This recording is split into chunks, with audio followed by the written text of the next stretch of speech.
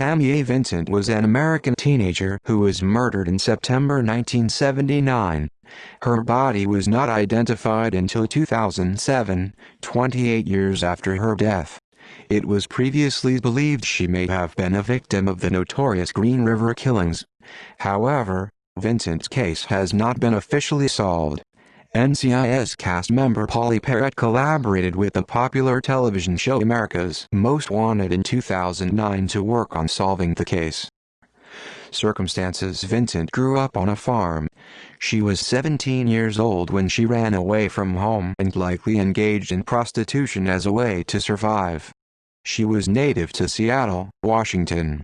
Vincent reportedly contacted her sister in summer 1979, explaining her wish to return home.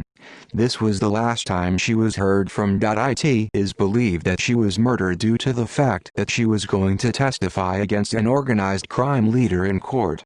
The night prior to Vincent's murder, a teen matching her description was seen accompanying a white man.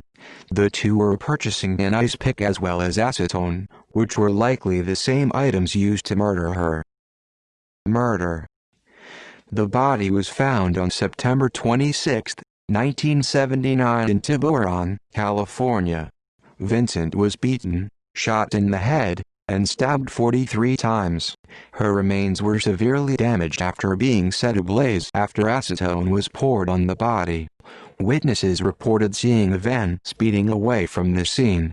Upon the discovery of the remains on a beach, examiners could not identify the body, and could only determine her eye color, height, weight, gender, and dental characteristics.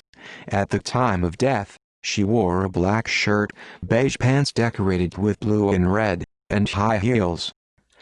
Identification. In efforts to identify Vincent, the body was exhumed in 2002 and was transported to Richmond, Virginia for further examination. The Center for Missing and Exploited Children created a composite image from her skull, which has been done on countless other unidentified decedents. Various other reconstructions have been created prior to the work done by the Center for Missing and Exploited Children. In 2007, DNA samples from Vincent's mother and sister were matched to the DNA of the remains. Because Vincent's head was severely burned, detectives were unable to collect hair samples. Instead, hair from the pubic region was used to carry out the DNA test. She was cremated on August 7, 2007 and was laid to rest by her family later that month. Her ashes were flown from California to her family in Washington by Detective Steve Nash, who had worked on the case since 1988.